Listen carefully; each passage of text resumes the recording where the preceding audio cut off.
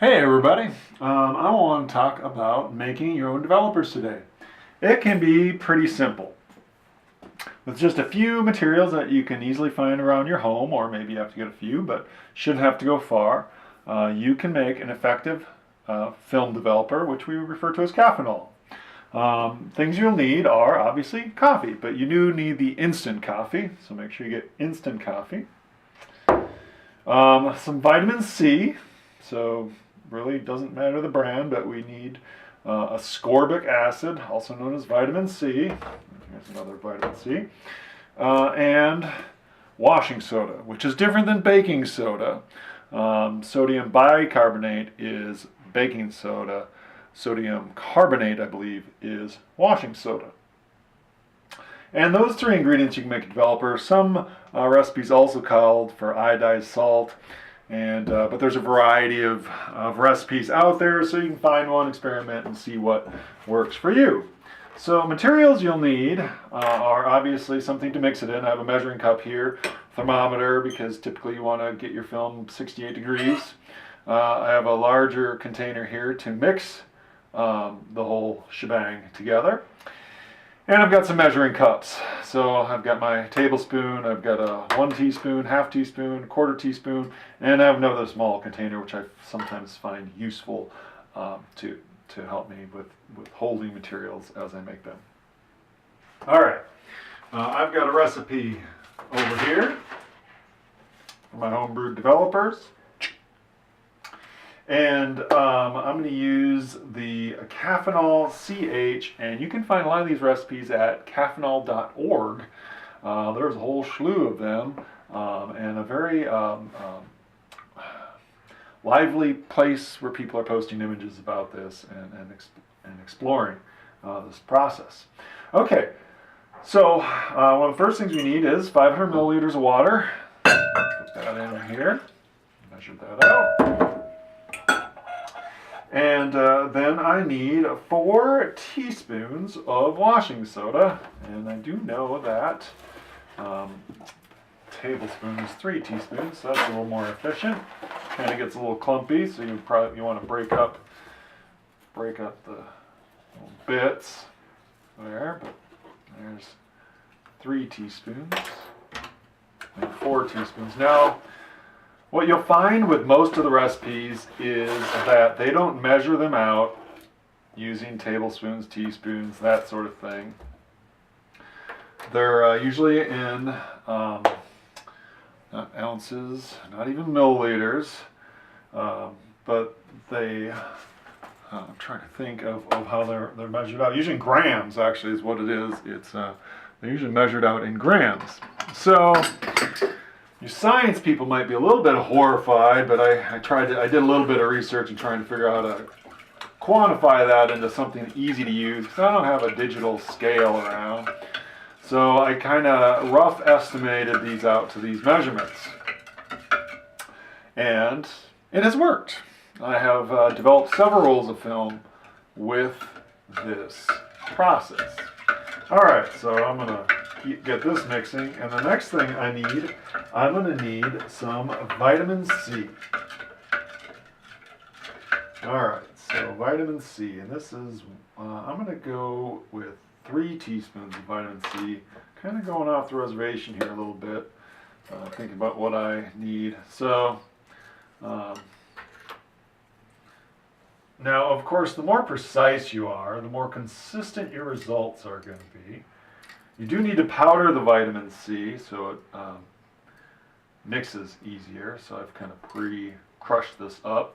I just usually use a spoon or whatever I have laying around, but you want to make sure it easily kind of, you get it break down as much as you can so it mixes quicker.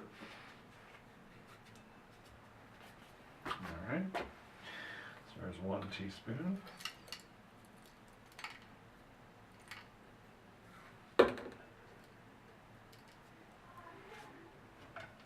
Two.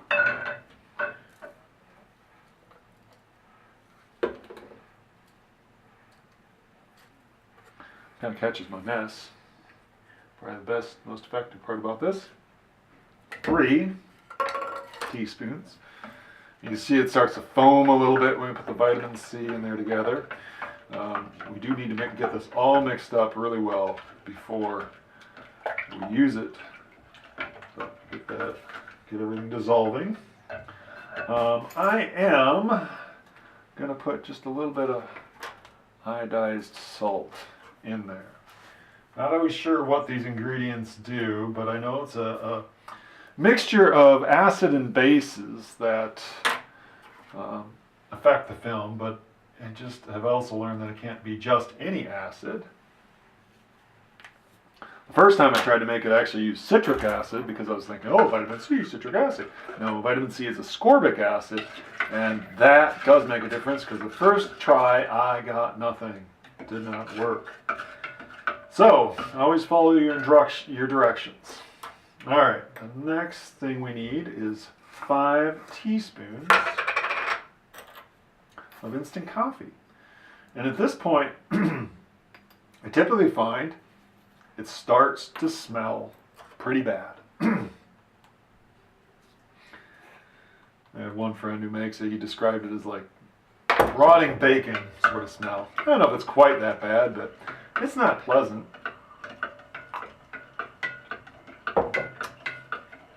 So now I'm just gonna mix this up. And you want to let it sit for like 5 minutes before you begin to use it. You want to make sure that everything gets really well dissolved and everything kind of melds together in there. Okay, so really that's it as far as mixing it up. There you see, it's lovely. It's brown, kind of looks like coffee. Yeah, it doesn't smell so much like coffee, but you know, it works. So you let that sit, and then you process your film.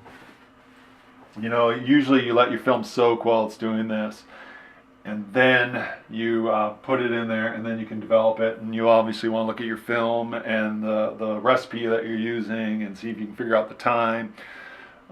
You know, usually it's 5, 10, 15, 20 minutes. Sometimes some are 25. Different recipes, different films, of course, interact just like other developers. I have successfully done stand developing with this particular recipe. I did an hour stand. And so with that process, you just put your developer in there, the film in your container, and for 1 minute, agitate it, then you let it sit essentially for an hour. I have found that I do need to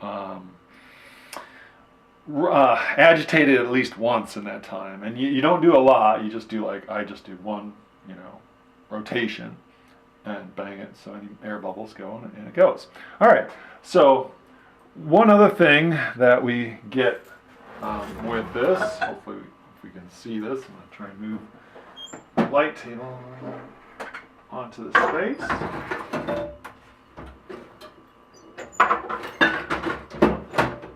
Making a mess here. All right. Don't want to lose my concoction. All right, so let's see if you can see these. This film here has been developed with Caffenol. There's no image on this one. Here's the control. So one thing you tend to get is some bronzing in this process. Doesn't really affect the printability of it, but it does look, somewhat different. This probably also was an expired film that I used, and it's an older film, so there probably was some inherent fogging on that, where this was a new roll of film that was developed fresh and followed all the rules and made it look nice. So, anyways. That's one sort of characteristic that we get with this process. But the other thing I want to try actually today is, I know I can use it for film. The question is, can I use it for paper? So that's what I'm going to play with right now.